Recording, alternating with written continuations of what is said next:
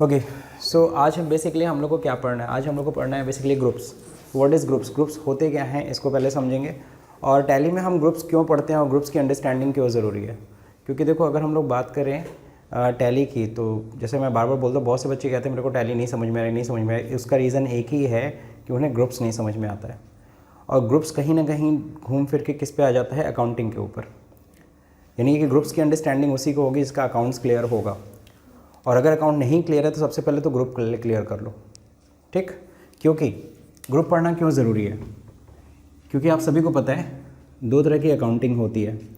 एक होती है क्या? Manual accounting. एक होती है क्या? Electronic accounting. इलेक्ट्रॉनिक अकाउंटिंग का मतलब क्या है? इलेक्ट्रॉनिक अकाउंटिंग जो हम किस पे करते हैं? जो हम कंप्यूटर्स पे कर रहे हैं। बात समझे? अब जब मैनुअल अकाउंटिंग की बात करते हैं तो सबसे पहले ट्रांजैक्शंस की हम लोग क्या करते हैं? जर्नल एंट्री करते हैं। जर्नल जिसको नहीं पता है उसको ये बता दे रहा हूँ, जब भी ट्रांजैक्शन होते हैं, कोई भी लेन देन होते हैं, बिजनेस ट्रांजैक्शन होते हैं, सबसे पहले उसको हम क्या करते हैं? हम उसको रिकॉर्ड करते हैं। और रिकॉर्ड करने के लिए जो पहली कॉपी हम यूज़ करते हैं, जहाँ पे हम पहले ही ट्रांजैक्शन को सबसे पहले लिखते हैं, उसको हम क्या कहते हैं? जर्नल। फिर इसके बाद क्या होता है? हम क्लासीफाई करते हैं, दैट मीन्स हम लेज़र बनाते हैं। फिर हम लोग लेज़र बनाते हैं, यानी कि लेज़र कहने का मतलब क्या हो गया कि हम सभी पार्टीज़ का अलग अलग खाता बनाते हैं ताकि हमें ये पता चल सके कि किसका कितना बैलेंस है, ठीक है। और इस चीज़ के बारे में आप अकाउंटिंग के पिछले वीडियो में आप लोगों ने देखा भी होगा, वहाँ पे मैंने क्लासिफिकेशन समझाया है, क्लासीफाइंग क्या होता है, ठीक है। तो लेज़र में क्या होता है? हम सभी पार्टीज़ का अलग अलग खाता बनाते हैं। इवन से पार्टीज़ का नहीं, एसेट्स का, एक्सपेंस का, इनकम का, लाइबिलिटीज़ का, सबका हम अलग अलग अकाउंट क्रिएट करते हैं ताकि हमें उनका बैलेंस पता चल सके। लेज़र के बाद फिर क्या बनाते हैं? ट्रायल बैलेंस बनाते हैं, है ना। तो ट्रायल बैलेंस क्यों बनाते हैं? लेज़र में जो हमने बैलेंस निकाला है क्या वो सही है कि नहीं सही है, उसको चेक करने के लिए हम ट्रायल करते हैं, उसको चेक करते हैं। देन हम बनाते हैं क्या? फाइनल अकाउंट, जिसको हम लोग क्या कहते हैं? फाइनेंशियल स्टेटमेंट भी कहते हैं। अब फाइनल अकाउंट में क्या चीज़ बनता है? दो चीज़ें बनाते हैं हम लोग मेनली। एक होता है trading and profit and loss account, जिसको कई लोग P&L अकाउंट भी कहते हैं। और एक क्या होता है? बैलेंस शीट, है ना। ये दो चीज़, तो ये सब हमें क्रिएट करना पड़ता है, ठीक है। अगर मैनुअल अकाउंटिंग करते हैं तो ये सीक्वेंस होता है, इस तरीके से हम लोग, ये सिस्टमैटिक मैनर है। लेकिन अगर हम बात करें इलेक्ट्रॉनिक अकाउंटिंग की, इलेक्ट्रॉनिक अकाउंटिंग में थोड़ा सा चेंज हो जाता है। यहाँ पे पहले हम क्या करते हैं? पहले हम लेज़र बनाते हैं। पहले हम क्या बनाते हैं? हम लेज़र बनाते हैं। हम पहले हम जर्नल एंट्री नहीं कर रहे, पहले खाता क्रिएट कर रहे हैं। और यही सही तरीका है, क्योंकि आप देखो ना, बैंक में जब जाते हो तो बैंक में क्या होता है? सीधे लेन देन स्टार्ट हो जाता है कि पहले तुम्हारा अकाउंट क्रिएट होता है, पहले तुम्हारा अकाउंट क्रिएट होता है, देन ट्रांजैक्शन स्टार्ट होता है, ठीक है। तो लेज़र के बाद जब लेज़र आपका खाता क्रिएट हो जाएगा, आपका खाता हम बना लेंगे, देन हम ट्रांजैक्शन एंट्री करेंगे, दैट मीन्स तब जा करके हम लोग जर्नल करते हैं। बस यही दो स्टेप करने और कुछ नहीं करना है। ये सब जो नीचे की चीज़ें, ये सब ऑटोमेटिकली जनरेट हो जाती है, यानी इसके नीचे का जितना भी स्ट्रक्चर है ये ऑटोमेटिक जनरेट हो जाएगी। अब यहाँ पे ये अंडरस्टैंडिंग रखनी है कि हाउ, कैसे ये ऑटोमेटिक कैसे जनरेट हो जाता है, कैसे trial balance, profit and loss और बैलेंस शीट कैसे क्रिएट हो जाता है ऑटोमेटिकली। तो उसका एक रीज़न है, वो है ग्रुप। क्या है? ग्रुप। टैली के अंदर या कोई भी इस तरह के जो सॉफ्टवेयर्स होते हैं, यानी कंप्यूटराइज्ड अकाउंटिंग जो हम करते हैं, तो उस समय जब हम लेज़र क्रिएट करते हैं उसी समय हमें डिसाइड कर देना होता है कि वो खाता कहाँ जाएगा, वो यहाँ जाएगा कि यहाँ जाएगा। जैसे कि सबको पता है इसमें दो साइड होते हैं। एक तरफ क्या होता है? हम दिखाते हैं एक्सपेंस, क्या दिखाते हैं? और एक तरफ क्या दिखाते हैं? इनकम, है ना। इधर क्या दिखाते हैं? एक तरफ लायबिलिटी, एक तरफ क्या दिखाते हैं? एसेट्स, है ना। तो हम लोग क्या करते हैं? लास्ट में ये हम लोग काम करते थे मैनुअल अकाउंटिंग में, लेकिन जब हम इलेक्ट्रॉनिक अकाउंटिंग करते हैं ना, ऑन द फर्स्ट स्टेज, पहले स्टेज में हमें डिसाइड कर लेना होता है। जैसे फॉर एग्जांपल हम अगर राम का खाता बना रहे हैं, सपोज करो, है ना, राम का या रमेश का हम अकाउंट क्रिएट कर रहे हैं, तो उसी समय हमें बता देना होता है वो किधर जाएगी, इधर जाएगी, इधर जाएगी, इधर जाएगी कि इधर जाएगी। यानी कि एट द फर्स्ट पॉइंट, पहले पॉइंट पे हमें ये डिसाइड कर लेनी। जो चीज़ हम लोग मैनुअल अकाउंटिंग में लास्ट में करते थे ना, साल के अंत में, और यहाँ तो क्रिएट करते समय ही बता देना होता है। अगर हम सैलरी का बना रहे हैं, क्या बना रहे हैं? सैलरी अकाउंट का, तो सबको पता है सैलरी अकाउंट क्या होगी? एक्सपेंस होगी, है ना। तो सैलरी अकाउंट किस में जाएगी? एक्सपेंस में। तो यहाँ पे क्रिएट करते समय ही हम डिसाइड कर देते हैं कि वो कहाँ जाएगा, वो यहाँ जाएगा। और अगर हमने उसको क्रिएट करते समय उसको किस ग्रुप में डाला, इनकम ग्रुप में डाल दिया, तो वो कहाँ पे आ जाएगा, यहाँ पे आ जाएगा। ठीक है, अगर उसको हमने लाइबिलिटी ग्रुप में डाल दिया तो इधर आ जाएगा, एसेट ग्रुप में डाल दिया तो इधर आएगा। अगर फर्नीचर बना रहे हैं, क्या बना रहे हैं, फर्नीचर, फर्नीचर किस में होना चाहिए, एसेट। तो जैसे हम यहाँ पे क्रिएट करते समय डिसाइड करते हैं, क्योंकि देखो जब भी लेज़र हम बनाते हैं, टैली में खासकर बात करते हैं, जब भी हम लेज़र बनाते हैं तो वहाँ सबसे पहले नेम पूछता है और नीचे पूछता है अंडर ग्रुप, कि वो किस ग्रुप में जाएगी। अब अगर हमने बनाया फर्नीचर है ना, तो उसमें अंडर ग्रुप डिफाइन करना पड़ेगा। बिना अंडर ग्रुप डिफाइन किए आप लेज़र क्रिएट कर ही नहीं सकते। तो आप उस टाइम पे बताना पड़ेगा सर किस ग्रुप में जाएगी। आपको पता है, फिलहाल हम ऐसे समझ लें, फिलहाल 4 ग्रुप है, एक्सपेंस, इनकम, लायबिलिटी, एसेट। अब बताइए किस में जाएगी, एसेट में, है ना। तो चलिए मैं ऐसे लिख देता हूँ, हालांकि इसको हम लोग बोलते हैं फिक्स्ड एसेट। क्या बोलते हैं, फिक्स्ड एसेट। जैसे ही आपने इसको फिक्स्ड एसेट ये ग्रुप एलोकेट किया, अब क्या करेगा, ये इस फर्नीचर के लेज़र को कहाँ भेज देगा, यहाँ। Is that clear. यानी कि अब ये मत सोचना कि टैली अपने आप सब कुछ कर रहा है, कुछ नहीं अपने आप कर रहा है, सब हम ही को करना पड़ रहा है। हाँ, जो साल के अंत में हम करते थे ये काम, साल के अंत में हम डिफाइन करते, तो वो चीज़ हमें कब करनी पड़ रही है, पहले ही स्टेज पे करनी पड़ रही है। अगर हमने डाल दिया फर्नीचर का अंडर करंट लायबिलिटी, या हमने डाल दिया लायबिलिटी या लोन में डाल दिया, तो ये उठ के कहाँ पे आ जाएगा, फर्नीचर, लायबिलिटी साइड में आ जाएगा। मीन्स कर कौन रहा है सही गलत, हम, यूज़र्स। तो यूज़र्स के ऊपर डिपेंड करता है आप कैसे कर रहे हो, है ना। तो आपकी अंडरस्टैंडिंग बहुत ज़रूरी है, ग्रुप्स की अंडरस्टैंडिंग बहुत ज़रूरी है। बिना ग्रुप्स की अंडरस्टैंडिंग के आप क्या नहीं कर सकते, आप टैली या किसी भी सॉफ्टवेयर पे काम नहीं कर सकते। इसीलिए मैं बोलता हूँ सिर्फ टैली नहीं, कोई भी अकाउंटिंग सॉफ्टवेयर आपको चलाना है, कोई भी अकाउंटिंग सॉफ्टवेयर चलाना है, उसके लिए अकाउंटिंग की नॉलेज होना ज़रूरी है, ठीक है ना। एटलीस्ट ये स्ट्रक्चर तो आपको समझ में आना चाहिए। तो चलिए समझते हैं कि टैली के अंदर ये जो ग्रुप्स हैं ये कितने हैं और किस तरीके से इसका स्ट्रक्चर है। हम लोग पढ़ते हैं कि टैली के अंदर 28 ग्रुप हैं, 28 ग्रुप्स। कितने हैं, 28 ग्रुप्स। तो ये जो 28 ग्रुप्स जो हैं, ठीक है, ये जो 28 ग्रुप्स हैं ये कहाँ से क्रिएट हुए हैं, इन्हीं से निकले, इसी 4 जगहों से निकले हैं 28 ग्रुप बने। अब इसमें भी हम पढ़ते हैं कि 15 प्राइमरी हैं, 13 सेकेंडरी है। तो ये प्राइमरी और सेकेंडरी क्या होते हैं, इसको आज अच्छे से समझेंगे। इसको समझ डाला तो लाइव झिंगा लाला, ठीक है। तो कहने का मतलब इसी को समझना है। ग्रुप्स अगर कहते नहीं, हम कहते हैं बार बार कि जड़ को समझो, है ना। अगर हमने जड़ समझ लिया तो फिर भी पत्तों को मत गिनो, जड़ अगर हमने समझ लिया तो पूरा पेड़ हमें समझ में आ जाएगा। पत्तों को नहीं गिनना है, हम लोग को जड़ में जाना है, हम लोग को नींव समझनी है एग्जैक्टली है कहाँ पे, है ना। चलिए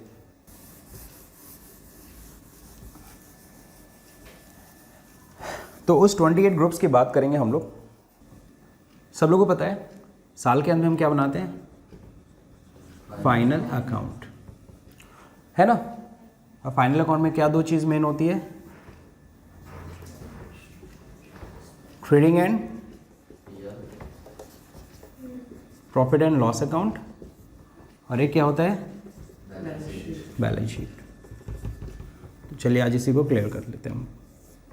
इधर क्या दिखाते हैं, एक्सपेंस, इधर क्या दिखाते हैं, इनकम, इधर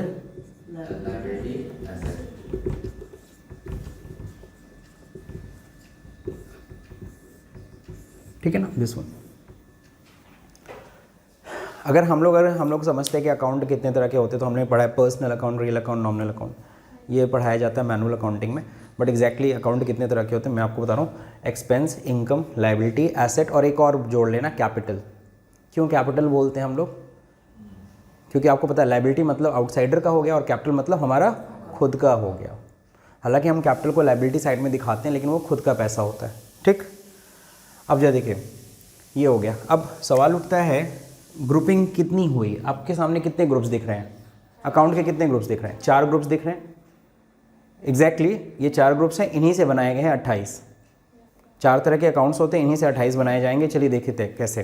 पहले तो हम प्राइमरी ग्रुप्स की बात करेंगे। 28 ग्रुप्स होते हैं। कितने ग्रुप होते हैं, 28 ग्रुप टैली के अंदर। अब इसमें क्या है, 15 क्या है प्राइमरी और 13 क्या है सेकेंडरी। तो इनको जरा समझते हैं। पहले हम लोग किसको निकालेंगे, पहले हम लोग प्राइमरी ग्रुप समझेंगे। प्राइमरी ग्रुप कौन कौन से हैं, चलिए देखते हैं। सबसे पहले एक्सपेंस साइड में। एक्सपेंस कितने तरह के होते हैं सबको पता है, एक्सपेंस 2 तरह के होते हैं, एक डायरेक्ट एक्सपेंस और एक इनडायरेक्ट एक्सपेंस। तो हम नॉर्मली दिखाते हैं डायरेक्ट एक्सपेंस, इनडायरेक्ट एक्सपेंस, दो तरह के होते हैं। मैनुअल अकाउंटिंग में भी यही पढ़ते हैं।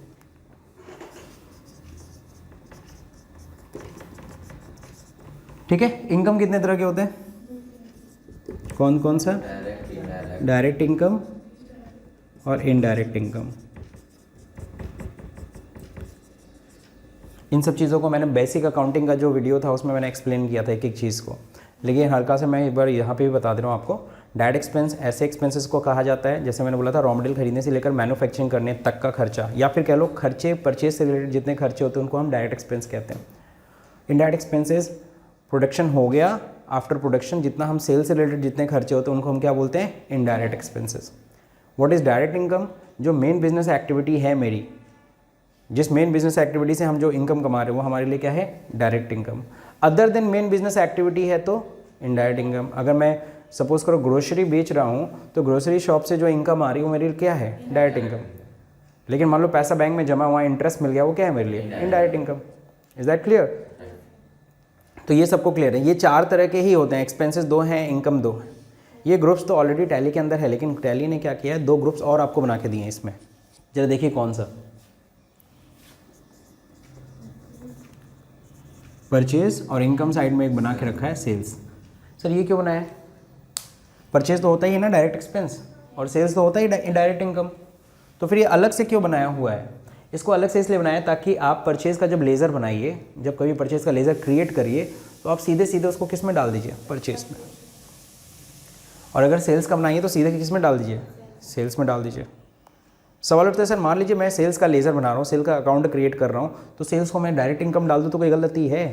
एज़ पर अकाउंट आपने कोई गलती नहीं किया, वो सही है, लेकिन एज़ पर टैली सॉफ्टवेयर जो टैली कहना चाहता है उसके हिसाब से आपने गलत कर दिया। सर कैसे? चीज़ तो वही है ना, डायरेक्ट इनकम ही है ना, सेल्स तो डायरेक्ट इनकम होती है। सर जब टैली ने आपको ऑलरेडी एक जगह दे रखा है कि भैया सेल्स के लिए हम एक जगह बनाए हुए हैं, तो आप सेल्स को उसमें रखिए ना। नहीं समझ में आया? तो जैसे मैं आपको एग्जांपल देता था, वो थाली का एग्जांपल, वो जो हम लोग खाना खाने जाते हैं तो एक थाली होती है, उसमें कई खाने बने होते हैं, है ना? सही है ना? तो जब चटनी के लिए छोटी सी जगह है तो चटनी वहाँ डालो ना, बीच में क्यों डाल रहे हो? ऑलरेडी जगह दी गई है। जब इतने खाने बने हैं तो यहीं पे तुम सारा, यहीं पे तुम राइस डाल दे रहे हो, यहीं पे तुमने क्या किया, रोटी भी डाल दी, यहीं पे तुमने सब्जी डाल दी, अच्छा लगेगा? नहीं। ऑलरेडी जब ये जगह बनी हुई है तो उस जगह का यूज़ करो ना, उस जगह का यूज़ करो ना, कोरोना नहीं, उस जगह का यूज़ करो, है ना?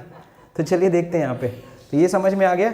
तो दो ग्रुप्स अलग से टैली ने बना के रखे हैं, एक परचेज का और एक सेल्स का। ये सिर्फ और सिर्फ किसके लिए यूज़ होगा? जब हम परचेज का लेज़र बनाएंगे या परचेज रिटर्न का लेज़र बनाएंगे। दो खाते बनाते हैं, एक परचेज का अलग बनाते हैं खाते, एक परचेज रिटर्न का भी कई लोग बनाते हैं। सेल्स और सेल्स रिटर्न, यानी ये सिर्फ दो ही लेज़र्स के लिए बनाया गया। ठीक है, बाकी जितने डायरेक्ट एक्सपेंसेस बनाएंगे उसको इस ग्रुप में रखना है। ठीक, तो ये हो गए आपके 6 ग्रुप। देखो यहाँ पे इस 15 प्राइमरी में से मैंने 6 ग्रुप्स तो आपको बता दिया प्राइमरी वाले, जो किससे रिलेटेड हैं? Trading and profit and loss account. अब बच्चे कितने? 9। अब बताओ 9 किससे रिलेटेड होगा? वो 9 प्राइमरी ग्रुप्स हमको यहीं मिलने वाले हैं, पक्का? तो चलिए अब देखते हैं ये 9 प्राइमरी ग्रुप्स में यहाँ पे लायबिलिटी साइड में क्या है। तो लायबिलिटी साइड में अगर हम लोग, चलो पहले एसेट साइड में देख लेते हैं। पहला क्या होगा आपको पता है? फिक्स्ड एसेट, है ना? तो फिक्स्ड एसेट एक प्राइमरी ग्रुप है।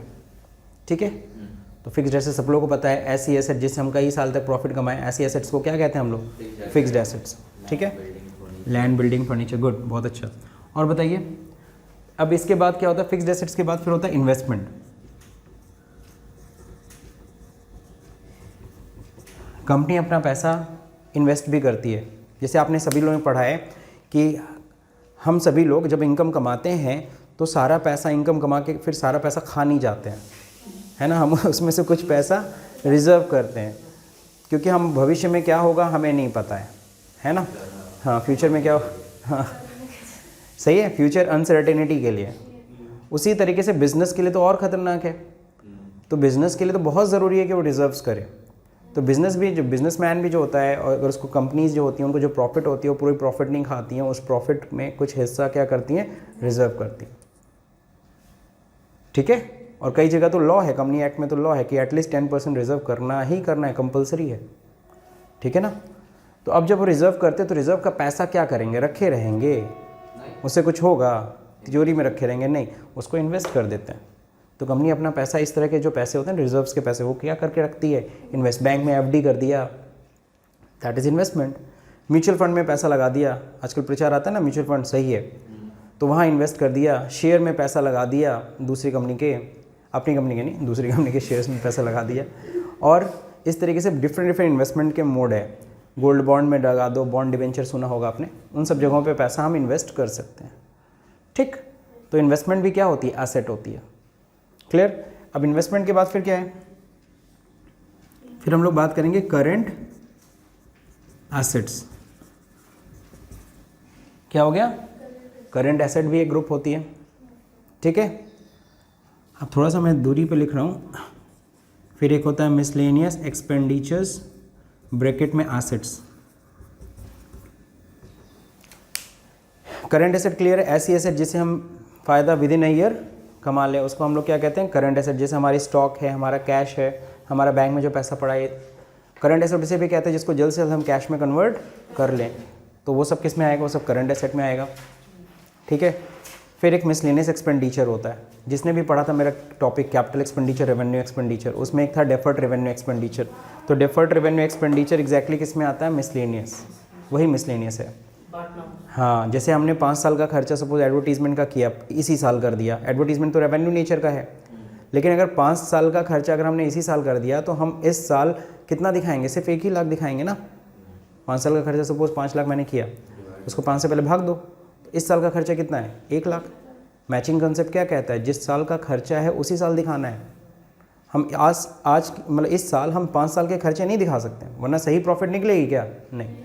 तो इसीलिए हम लोग क्या करते हैं, 1 लाख रुपए तो हम खर्चे में दिखा देंगे यहाँ पे एक्सपेंस में, बाकी 4 लाख कहाँ दिखाओगे, फिक्स्ड एसेट दिखाने, वो फिक्स्ड एसेट तो है नहीं, वो तो खर्चा हो चुका है, तो वो एक्सपेंसेस ही है, मिसलेनियस एक्सपेंस। लेकिन उसको हम किस तरह से हम कर रहे हैं, हम एसेट बना रहे हैं एक एंट्री के द्वारा, वो एसेट है नहीं, ज़बरदस्ती हम उसको एसेट की तरह दिखा रहे हैं, ठीक है ना। क्यों एसेट की तरह दिखाते हैं, क्योंकि हम उसको 4 लाख को अगले सालों में खर्चे में दिखाएंगे। तो अगले साल किसी भी चीज़ को ले जाना अगर है, कैरी फॉरवर्ड करना है, तो उसे हमें किस में डालना होता है, बैलेंस शीट में। अगले साल ये सब नहीं जाती है। मैंने एक चीज़ और बताई थी, आप लोग को याद होगा, trading and profit and loss account को मैं बोलता था कब्रिस्तान है। क्यों बोला था कब्रिस्तान, क्योंकि यहाँ पे जितने खर्चे इनकम होता है उसको हम यहीं पे दफन कर देते हैं। इस साल के खर्चे, इस साल के इनकम, हम उससे प्रॉफिट निकाल के यहीं पे हम इस खर्चे इनकम को यहीं क्लोज कर देते हैं, क्योंकि नए साल में नए खर्चे होंगे, नए इनकम्स होंगी, सही है। लेकिन सवाल उठता है, क्या लोन, लाइबिलिटी और एसेट क्या ख़त्म हो जाती है साल ख़त्म होने पे, ये तो कैरी फॉरवर्ड होगा ना। अगर हमने लोन लिया है, इस साल नहीं चुकाए हैं, तो वो कैरी फॉरवर्ड होगा, अगले साल हम चुकाएंगे, क्यों। लेकिन क्या चीज़ कैरी फॉरवर्ड नहीं होता चंदन जी, एक्सपेंस इनकम कैरी फॉरवर्ड नहीं होते, ठीक है। अब चूंकि उसमें वो 4 लाख को हमें अगले साल ले जाना है, तो इसलिए हमें उसको एसेट की तरह ट्रीट करना पड़ेगा, तभी वो अगले साल जाएगा।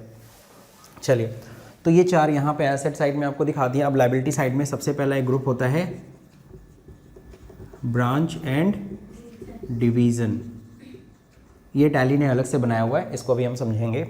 वैसे चलो समझ ही लेते हैं। ब्रांच एंड डिवीजन्स क्या होता है, जैसे कि कंपनी अपने कई जगह ब्रांचेस बना रखी है, तो उसका हिसाब किताब रखना, उसका सारा मेंटेनेंस रखना, ये किसकी लायबिलिटी होती है, हमारी कंपनी की ही लायबिलिटी है। इसीलिए वो किस साइड में दिख रहा है, ब्रांच एंड डिवीजन्स लायबिलिटी में। इसकी जिम्मेदारी किसकी है। अब अगर सपोज करो कोई पेरेंट्स हैं, उनके अगर बच्चे हैं, तो उन बच्चों की रिस्पॉन्सिबिलिटी किसकी होती है, नहीं समझे। तो सेम चीज़ है, यहाँ पे हेड ऑफिस हो गया और ब्रांचेस हो गए। तो हेड ऑफिस क्या हो गया, पेरेंट्स हो गए, और ब्रांचेस क्या हो गए, बच्चे हो गए। तो उनका जिम्मेदारी किसको रखना है, तो इसीलिए इसको लायबिलिटी साइड में दिखाया जाता है। चलिए आगे देखते हैं हम लोग कैपिटल अकाउंट, ठीक है ना।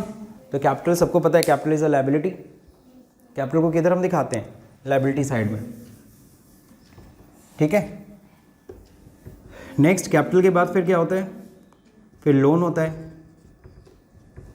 क्या होता है, लोन। देन लोन के बाद, लोन तो सबको पता है, जो हम ले रहे हैं बैंकों से या किसी रिलेटिव से हम लोग ले लेते हैं लोन। फिर एक होता है क्या, करंट लायबिलिटी गुड, कितने हो गए? आई थिंक 9 होने थे, 4 4 8 हो गए, एक कम है, वो है क्या? Suspense account.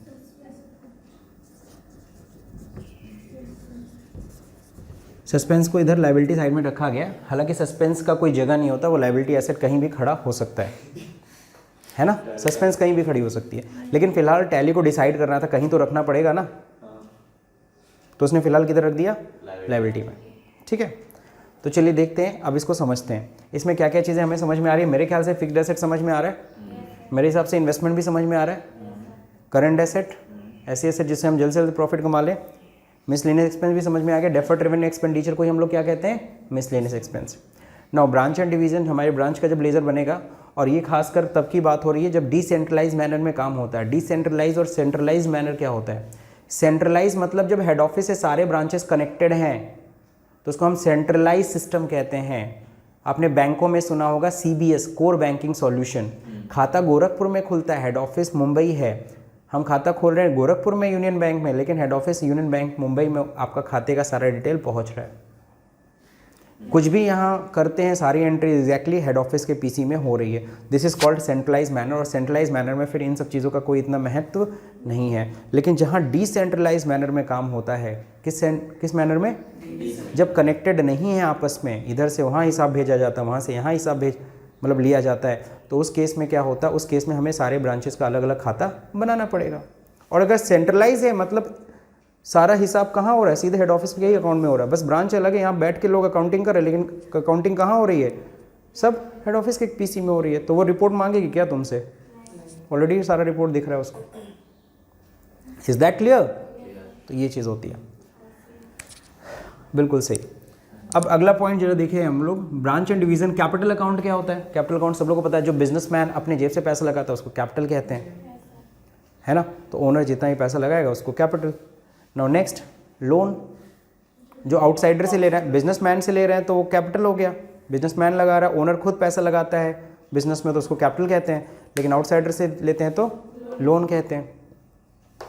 करंट लायबिलिटी, ऐसी लायबिलिटी जो हमें साल भर के अंदर चुका देनी है। अच्छा, जब लोन की बात आती है तो दिमाग में हिट क्या करता है? करंट लायबिलिटी है कि लॉन्ग टर्म लायबिलिटी होगी?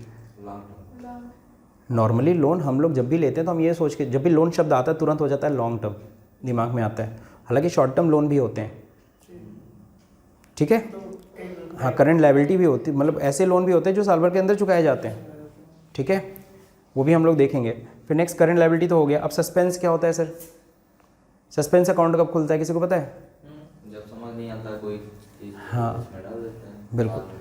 अब समझ नहीं आता है, इसका मतलब क्या है? क्या समझ नहीं आता? मतलब कौन सा अमाउंट कहाँ जाएगा, जैसे कोई अमाउंट भूल गया किस चीज़ जो हुआ उसको करंट टाइम के लिए उसमें डाल देंगे, बाद में उसमें निकाल देंगे। सही है। जैसे फॉर एग्जांपल आप लोगों को मैंने बताया था आपकी जेब में 500 रुपये हैं और दिन भर आपके कुछ खर्चे हुए, शाम को तुमने हिसाब किया, तुमको अकाउंट तुम्हारे खर्चे दिख रहे हैं 200 रुपये, लेकिन जब तुम अपना पर्स खोल के चेक कर रहे हो तो कितना आ रहा है? 285 रुपये बच रहे हैं। अरे भैया, जब 500 में से 200 गया तो कितना बचना चाहिए? 300 रुपये। जेब में बच कितने रहे? ये कहाँ से भाई, 50 रुपये कहाँ गया? अब तुम सोचे जा रहे हो, होता है कभी कभी ऐसा, सोचे जा रहे हो कहाँ गया कहाँ गया कहाँ गया, डोंट नो फाइनली। तो अब ऐसा तो है नहीं कि रात भर सोओगे नहीं उसके चक्कर में, तो तुम क्या करते हो, फिलहाल वो 50 रुपये खर्चा कहाँ हुआ उसको तुम सस्पेंस में डाल देते हो कि चलो सस्पेंस में दे देते हैं, बाद में याद आएगा तो हम सस्पेंस हटा के उस खर्चे का नाम नोट कर देंगे, ठीक है। तो सस्पेंस का खाता खुलता है और सस्पेंस एसेट में भी खुल सकता है और लायबिलिटीज़ में भी खुल सकता है। फिलहाल सस्पेंस को कहाँ प्लेस किया गया है, टैली ने कहाँ प्लेस किया है? लायबिलिटी साइड में। वी कैन चेंज इट, हम इसको यहाँ भी कर सकते हैं, वो हमारी रिक्वायरमेंट के ऊपर है, ठीक है।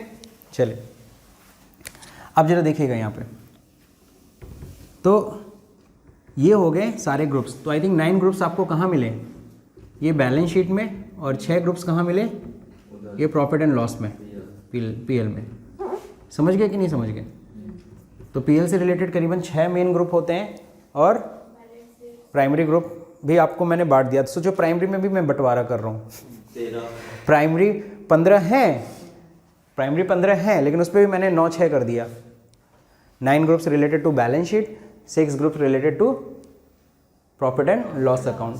अब सर जी एक चीज़ बताइए, ये 13 सब ग्रुप क्या होता है?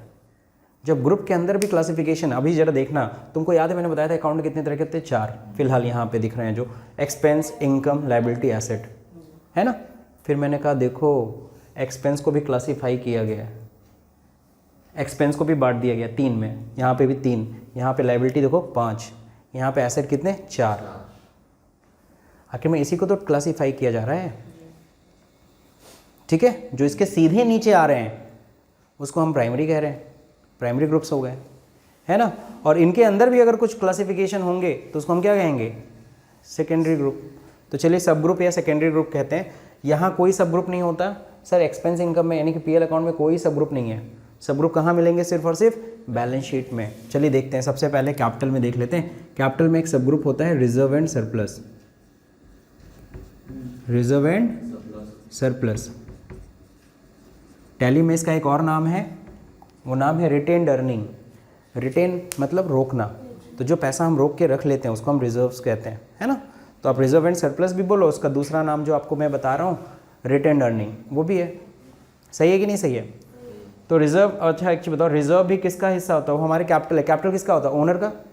और एग्जैक्टली वो अपने प्रॉफिट से ही कुछ हिस्सा बचा के क्या करता है, रिजर्व करता है। और अगर कल को उस रिजर्व का कोई यूज़ नहीं हुआ तो वो रिजर्व उठाएगा कौन, ओनर ही। तो ओनर क्या है, इसीलिए कैपिटल के ही नीचे रिजर्व एंड सरप्लस रखा गया है। तो रिजर्व एंड सरप्लस एक सब ग्रुप है, क्योंकि ये किसके नीचे आता है, कैपिटल के नीचे आता है, ठीक है। अब इस ग्रुप का कब यूज़ होगा, जब भी हम किसी रिजर्व का लेजर, जैसे हमने जनरल रिजर्व बनाया, कैपिटल रिजर्व बनाया। सर ये क्या होता है, अरे भाई जनरल रिजर्व हम बनाते हैं किसी भी खर्चे के करने के लिए, हमने जनरल रिजर्व बना दिया। और कैपिटल रिजर्व किसी कैपिटल एक्सपेंडिचर को करने के लिए, मान लो कल को मशीन खरीदनी होगी तो वहाँ से पैसा निकलेगा कैपिटल रिजर्व से, ठीक है। जैसे याद है वो एक फिल्म मैंने आपको एग्जांपल दिया था, मुझसे शादी करोगे में सलमान खान, वो 3 गुल्लक बनाता है ना। एक होता है क्या, बहन की शादी के लिए, एक होता है माँ की आँख के ऑपरेशन के लिए। तो वो रिजर्व ही थे, तो स्पेसिफिक काम के लिए, जिस काम के लिए उसी काम के लिए यूज़ करना है। तो जब भी हम रिजर्व का लेजर बनाएंगे तो अंडर किस में डालेंगे, रिजर्व एंड सरप्लस। और अगर हम उसको group reserve and surplus allocate करेंगे तो ऑटोमेटिकली वो किसके नीचे आएगा, कैपिटल के नीचे, ठीक है। Now next loan. अब लोन तो हम लोग समझ रहे हैं लोन, ठीक है ना, लेकिन एग्जैक्टली लोन ग्रुप को हम यूज़ जल्दी करते नहीं हैं। इसके अंदर के जो सब ग्रुप हैं हम हमेशा उन्हीं को यूज़ करेंगे। लोन ग्रुप को आप कभी, जैसे हमने सपोज करो लोन लिया, लोन फ्रॉम अंकल, हमें एक लेज़र बनाना है, तो उस लेज़र का अंडर कभी लोन मत डालना। तो सर यही तो लोन बना है ना, तो इसी को ना डालेंगे, नहीं, उसके अंदर जो सब ग्रुप है आप उसको यूज़ करिएगा। जरा देखिए इसके अंदर क्या होता है, सबसे पहले बैंक ओवरड्राफ्ट, बैंक ओडी, एक इस तरह का लोन होता है, ये होता है शॉर्ट टर्म लोन। ये क्या होता है, शॉर्ट टर्म लोन। ओडी को कई लोग ओसीसी भी कहते हैं, ओसीसी। ओडी मतलब ओवरड्राफ्ट, ओसीसी मतलब ओवर कैश क्रेडिट। ये खासकर किस खाते में मिलता है, ये फैसिलिटी करंट अकाउंट में, जो बिजनेसमैन खोलते हैं। हाँ, तो कई बार क्या होता है कि उन्हें ज़रूरत पड़ती है किसकी, सपोज़ करो मेरे खाते में 1 लाख है, मेरे को किसी पार्टी को पेमेंट करना है 1,10,000 रुपये, एमरजेंसी है और मेरे पास पैसे हैं नहीं, तो मैं बैंक को रिक्वेस्ट करता हूँ कि यार मैं 1,10,000 का चेक काट रहा हूँ, आप पेमेंट कर देना। तो बैंक देखेगी आपकी गुडविल कैसी है, आप बिजनेसमैन कैसे हो, आप ठीक ठाक हो, तो फिर वो समझता है कि हाँ ठीक है आपका बिज़नेस का पॉइंट है और आप दे दोगे, आपकी गुडविल अच्छी है, आप मतलब भगौड़े टाइप के नहीं हो, समझ रहे हो। तो ऐसे केस में क्या होगा, बैंक कहता है ठीक है आप चेक काटिए हम पेमेंट कर देंगे, लेकिन मेरे खाते में तो 1 लाख रुपये है, तो यानी -10,000 मेरे ऊपर चढ़ जाएगा लोन। और वो लोन क्या होता है, मेरे को बैंक को जल्द से जल्द चुकाना होता है, विदिन अ वीक 10 डेज जमा कर दीजिए, जल्द से जल्द। क्योंकि और देखो बिजनेसमैन भी इसे जल्द से जल्द जमा कर देता है, पता है क्यों, क्योंकि उस पर higher rate of interest charge होता है। तो जल्द से जल्द उसे नहीं, इतना भी नहीं होता है, 16-17% अप्रॉक्स चार्ज होता है, तो 16% भी ज़्यादा है, ठीक है ना, एक बिजनेसमैन के पॉइंट ऑफ व्यू से, ठीक है ना। और जो 48% कह रहे हो वो क्रेडिट कार्ड पे, जो क्रेडिट कार्ड होते हैं उस पर 3.5% पर मंथ इंटरेस्ट होता है। तो 3.5 या 4% अगर पर मंथ हुआ तो 12 चौक 48, 12 महीने का यानी एनुअल कितना निकला 48%, तो वो तो बहुत महंगा होता है, ठीक है ना। तो बैंक ओडी, अगर हमने ओडी फ्रॉम यूनियन बैंक लिया या ओडी फ्रॉम एक्सिस बैंक लिया है तो अंडर क्या डालना, बैंक ओवरड्राफ्ट डालना, ठीक है। नाउ नेक्स्ट, और क्या होता है, secured loan. Sir secured loan क्या होता है, और एक होता है अनसिक्योर्ड लोन। फ्रॉम रिलेटिव्स और without loan without any securities. बिल्कुल सही, अगर हमने बिना कुछ सिक्योरिटी रखे अगर हमने लोन लिया है या फिर कम सिक्योरिटी रख के लोन लिया है, if the loan amount is, अगर जो लोन अमाउंट है is greater than security then also that is known as unsecured loan. नहीं समझे? मैंने 1 लाख की कोई प्रॉपर्टी रख के मैंने 1.5 लाख या 2 लाख का मैंने लोन लिया, वो भी तो अनसिक्योर्ड ही हुआ। अगर मैं ना चुकाऊँ तो वो वसूल पाएगा नहीं, तो उसको अनसिक्योर्ड लोन कहा जाएगा। और सिक्योर्ड लोन मतलब जो लोन अमाउंट कम हो, सिक्योरिटी, हाँ सिक्योरिटी अमाउंट ग्रेटर देन हो, ठीक है ना, यानी security is greater than loan, then that is called secured loan. अब एक चीज़ और क्वेश्चन उठता है कि सर अगर if loan is equal to security then, sir 1 lakh की सिक्योरिटी 1 लाख का लोन है, that is also unsecured, because जैसे एक दिन आगे बढ़ेगा इंटरेस्ट चार्ज हो जाएगा, एक दिन बढ़ेगा इंटरेस्ट बढ़ गया तो लोन खटाक से लोन का अमाउंट क्या हो जाएगा, बढ़ जाएगा, तो इसीलिए वो अनसिक्योर्ड लोन होता है। तो सवाल था हम लोग कब यूज़ करेंगे सिक्योर्ड लोन, कब यूज़ करेंगे अनसिक्योर्ड लोन? जब भी तुम कभी बैंक से लोन लेना तो बैंक कभी अनसिक्योर्ड लोन देती नहीं है, तो इसलिए ना बैंक का जो लोन होगा उसको हमेशा क्या डालेंगे, secured loan. Loan from bank जब भी होगा तो उसको सिक्योर्ड लोन में डालिएगा। और अगर किसी फाइनेंस कंपनी से ले रहे हैं तो बहुत सारी फाइनेंस कंपनी होती है जो अनसिक्योर्ड लोन देते हैं, और रिलेटिव से लोन ले रहे हो, अंकल चाचा मामा काका, तो वो किस में डालना, वो अनसिक्योर्ड लोन में डालना। समझे कि नहीं समझे? तो जब भी हम लोन लेंगे तो हम इन सब को यूज़ करेंगे, हम इसको यूज़ नहीं करेंगे। और जब इसके अंदर हम लोग डाल रहे हैं लोन फ्रॉम अंकल को अनसिक्योर्ड लोन में, तो ऑटोमेटिकली वो किसके नीचे आ रहा है, लोन के नीचे। और लोन के नीचे इसका मतलब वो किसके नीचे, लायबिलिटी। Is that clear? तो ये 3 सब ग्रुप यहाँ हो गए। तो कितने सब ग्रुप निकल गए? 1 2 3 4, 13 में से कितना हो गया? 4 तो हम लोग ने पढ़ लिया। Sir current liability, current liability में क्या क्या आता है? अब करंट लायबिलिटी ऐसी लायबिलिटी जो हमें जल्द से जल्द चुकानी है, जैसे सन्ड्री क्रेडिटर, यानी जिनसे हमने उधार माल खरीदा है। क्रेडिटर्स मतलब the person to whom we purchase the goods on credit, जिनसे हमने उधार माल खरीदा है, वो किस में आएंगे, वो करंट लायबिलिटी है, क्योंकि उन्हें हमें जल्द से जल्द चुकाना होता है। अगर हमने सप्लायर से माल खरीदा है उधार, तो हम कब तक चुकाएंगे? 1 महीना टाल सकते हैं, 2 महीना टाल सकते हैं, 3 महीना टाल सकते हैं, उससे ज़्यादा तो नहीं ना टाल सकते हैं, तो हमें जल्द से जल्द देना। तो क्रेडिटर भी हमारे लिए क्या है, करंट लायबिलिटी। तो जब भी हम पार्टीज़ का लेजर बनाते हैं अंडर सन्ड्री क्रेडिटर डालते हैं। पार्टीज़ मतलब कौन, वेंडर की customer, vendor vendor vendor vendor, customer तो डेटर होता है। अगला प्रोविज़न। सर प्रोविज़न क्या होता है?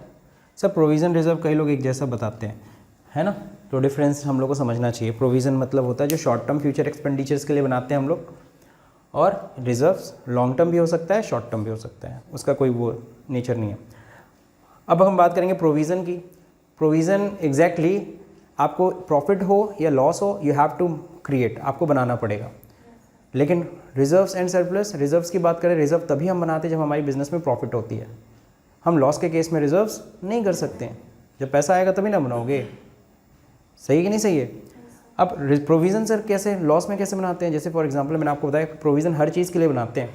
प्रोविज़न फॉर एग्जांपल हमको रेंट देना, हम उसके लिए प्रोविज़न बना सकते हैं, हमको सैलरी देनी है, हम उसके लिए प्रोविज़न बना सकते हैं। जैसे हम बैंक की बात करें, बैंक में मोटा खर्चा क्या होता है, वो जो सैलरी बांटते हैं, और जो सैलरी बांटते हैं वो सबसे मोटा खर्चा उनका होता है। तो क्या करते हैं, जैसे महीना शुरू हो तो सबसे पहले प्रोविज़न फॉर सैलरी करते हैं। तो हर महीना करना ही करना है सर, प्रॉफिट हुआ तो भी देना है, नहीं हुआ तो भी देना है सर।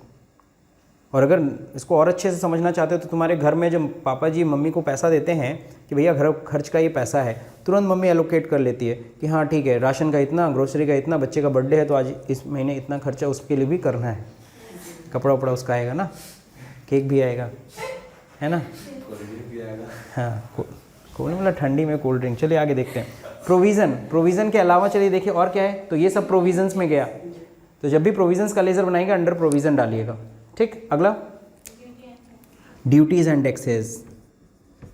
तो जितने भी टैक्सेस का लेजर बनाइएगा, टैक्स वक्स का, टैक्स मतलब सर जीएसटी, आगे हम लोग जब एंट्री करेंगे तो हमको जीएसटी का भी लेजर बनाना पड़ेगा। टीडीएस, इनकम टैक्स, तो उन सबको किस में डालिएगा, ड्यूटीज़ एंड टैक्सेस में, जितने भी टैक्स होते हैं। बिकॉज कोई भी टैक्स ऐसा नहीं होता है जो हम 3 साल 4 साल पे देते हैं। हमें कोई भी टैक्स, सबसे लंबा टैक्स होता है इनकम टैक्स, जो एनुअल दिया जाता है, जो एनुअल हम दे सकते हैं, ठीक है ना। तो बाकी सारे जीएसटी है, हर महीना देना है या क्वार्टरली देना है, तो एग्जैक्टली सारे सारे टैक्सेस जो होते हैं हमें साल भर के अंदर अंदर चुका देने होते हैं, इसलिए करंट लायबिलिटी में है ये। तो duties and taxes current liability, is that clear? तो जब भी हम सॉल्व करते हैं कौन से लेजर्स को हम ड्यूटीज़ एंड टैक्सेस में रखेंगे, जब भी हम टैक्सेस के लेज़र बना रहे होंगे, या ड्यूटी में कौन कौन से आ जाते हैं, जैसे excise duty, custom duty, custom जो बॉर्डर पे लगता है, ठीक है। तो ये ड्यूटीज़ हो गए, 3 ही हैं और तो कुछ है नहीं। सस्पेंस के नीचे कोई सब ग्रुप नहीं है, ठीक है, ऑलरेडी सस्पेंस है। तो देखिए कितने ग्रुप, हम देखो लाइबिलिटी साइड में हमने कितने सब ग्रुप पढ़ लिए, 1 2 3 4 5 6 7। तो इसमें से कितना निकल गया, इसमें से 7 तो हमने पढ़ लिया, बचे कितने, 5। अगर 7 हमें किधर दिख रहे हैं, लाइबिलिटी साइड में, तो 5 कहाँ दिखने चाहिए, एसेट साइड में। 6 है, 7 है, 1 2 3 4 5, अरे sorry, thank you. Okay, 6 group हैं एसेट से रिलेटेड, 6 ग्रुप एसेट से रिलेटेड मिलेंगे, सब ग्रुप। अब सब ग्रुप किधर, फिक्स्ड एसेट के नीचे सब ग्रुप है, नो। इन्वेस्टमेंट के नीचे सब ग्रुप है, नहीं, अरे ठीक। करंट एसेट, करंट एसेट में सबसे ज़्यादा ग्रुप मिलेंगे, 5 सब ग्रुप आपको यहीं मिलने वाले हैं। 5 कह रहा हूँ, 6 सब ग्रुप हैं, तो 6 सब ग्रुप आपको करंट एसेट के नीचे मिलने वाले हैं। सबसे पहले कैश होता है, नेक्स्ट कैश इन हैंड हो गया। तो कैश का जब लेज़र बनेगा, सर 2 ही तरह के कैश हम लोग कल को लेज़र बना सकते हैं। एक हो सकता है कैश, जो कि ऑलरेडी आई थिंक आप सभी को पता है, टैली में बाय डिफ़ॉल्ट 2 लेज़र बने होते हैं, एक कैश का और एक प्रॉफिट एंड लॉस का। तो कैश का तो पहले से बना हुआ है, और उसका अंडर क्या होगा, कैश इन हैंड, जाके चेक कर ले सकते हैं आप लोग। ना सर दूसरा कैश कौन सा होता है, पेटी कैश। पेटी कैश समझते हैं सब लोग? तो दूसरा कैश पेटी कैश होता है। सर पेटी कैश क्या होता है, छोटे मोटे खर्चों को करने के लिए जो हम छोटा सा कैश अलग करके रखते हैं, दैट इज़ कॉल्ड पेटी कैश। जैसे मान लो मैं ऊपर की जेब में कुछ पैसे रखता हूँ, फिलहाल है नहीं, बता रहा हूँ। अगर मैं ऊपर की जेब में कुछ पैसे रख रहा हूँ खर्चों के लिए, और जैसे मैं जाता हूँ तो मेरे फ्रेंड्स ने तो चलो चाय पिलाओ चाय पिलाओ, तो मैं क्या करता हूँ, थोड़ा पैसे रखता हूँ, यार पैसे ही नहीं है कहाँ से पिलाऊँ, है ना। बात समझे कि नहीं समझे?